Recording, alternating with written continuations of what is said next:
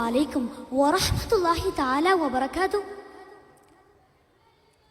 SSF സംസ്ഥാന സാഹിത്യോത്സവിന്റെ പ്രൗഢമായ വേദിയിലാണ് ഞാനും നിങ്ങളും ഒരുമിച്ച് കൂടിയിരിക്കുന്നത്. ഈ സന്ദർഭത്തിൽ ഞാൻ നിങ്ങളോടൊരു കഥ പറയാം. എല്ലാവരും ശ്രദ്ധിച്ചു കേൾക്കണേ. കഥയുടെ പേര് 7 നൂറ്റാണ്ടുകൾ പിന്നിട്ട നിലാവ്. ഹിജ്റയുടെ 700 വർഷങ്ങൾക്ക് മുമ്പ് ഒരു രാജാവുണ്ടായിരുന്നു. പേര് തുബ്ബ്. ഒരിക്കൽ അദ്ദേഹവും അദ്ദേഹത്തിന്റെ സൈന്യവും യസ്രിബിലെത്തി. മദീനയുടെ പഴയ പേരാണ് യസ്രിബ്. മദീന കീഴടക്കാനായിരുന്നു അദ്ദേഹം തന്റെ പരിവാരങ്ങളുമായി എത്തിയത്. മദീനയിൽ കടന്ന അദ്ദേഹത്തിന് പെട്ടെന്ന് ഒരു രോഗം പിടിപെട്ടു. വായിൽ നിന്നും മൂക്കിൽ നിന്നും ദുർഗന്ധം പുറപ്പെടുന്ന പ്രത്യേക തരം അസുഖം. കൂടെയുണ്ടായിരുന്നവരെല്ലാം അകലം പാലിച്ചു. എത്ര വലിയ ചികിത്സ നടത്തിയിട്ടും ഒരു ഫലവും കാണുന്നില്ല. അവസാനം ഒരു ജൂത പണ്ഡിതൻ രാജാവിനെ കാണാനെത്തി. അദ്ദേഹം പറഞ്ഞു, "ഓ രാജാവേ, ഈ യസ്രിബ് എന്ന നാട് അവസാനത്തെ നബി ഹിജ്റ എന്ന സ്ഥലമാണ്. അതുകൊണ്ട് തന്നെ നിങ്ങൾ ഈ നാട് പിടിച്ചെടുക്കാൻ നോക്കേണ്ട. ഈ പട്ടണം പിടിച്ചെടുക്കാൻ നോക്കിയത് കൊണ്ടാണ് നിങ്ങൾക്ക് ഈ അസുഖം പിടിപെട്ടത്." ഇതു കേട്ട രാജാവ് തന്റെ ഉദ്യമത്തിൽ നിന്നു പിന്മാറി.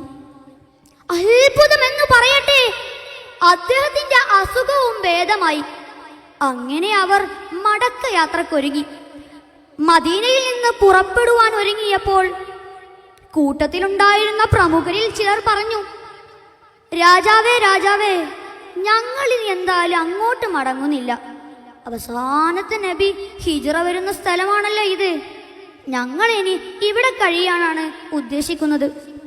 ഇതു കേട്ട രാജാവിനും മുത്തുനബിയോട് അതിയായ സ്നേഹവും ആദരവും തോന്നി. അദ്ദേഹം പിന്നീട് മദീനയിലെ പ്രമുഖരായ ഔസ് ഖസ്റജ് ഗോത്രക്കാരെ വിളിച്ചു വരുത്തി. എന്നിട്ട് അവരോട് പറഞ്ഞു, നിങ്ങൾ ഈ നാട്ടിൽ തന്നെ സ്ഥിരതാമസക്കാരാക്കണം. അവസാനത്തെ നബി വന്നാൽ അദ്ദേഹത്തിന് ശക്തി പകരണം. വന്നില്ലെങ്കിൽ നിങ്ങളുടെ മക്കളോട് ഇക്കാര്യം വസിയത്ത് ചെയ്യണം. പിന്നീട് രാജാവ് മുത്തുനബിക്കായി ഒരു കത്തെഴുതി. കത്ത് ഇപ്രകാരമായിരുന്നു: ഞാൻ അങ്ങയെയും അങ്ങ് കൊണ്ടുവരുന്ന ഗ്രന്ഥത്തെയും വിശ്വസിച്ചിരിക്കുന്നു. അങ്ങ് എനിക്ക് വേണ്ടി ശുപാർശ ചെയ്യണം.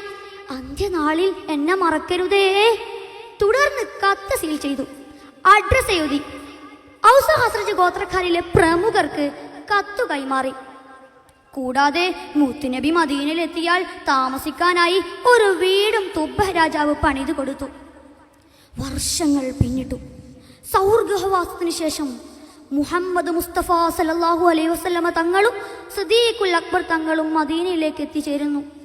മുത്തുനബി മക്കയിൽ നിന്ന് പുറപ്പെട്ടു എന്ന വാർത്ത അറിഞ്ഞത് മുതൽ ആ സുദിനം കാത്തിരിക്കുകയാണ് മദീന നിവാസികൾ.